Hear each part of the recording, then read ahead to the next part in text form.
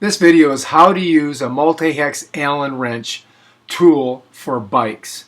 I've got a problem here. My seat's too high. So I got to figure out which one of these will fit into that hole. You can see there's 3 different sizes. And for this bike, that's all I really need.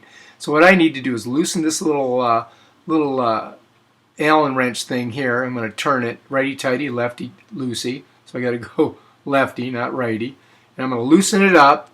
And then I'm going to try to pop the seat down, and I'm going to hit it once or twice. Up, yeah. I think I got to get it a little bit looser because it's not going down. It's going down a little bit.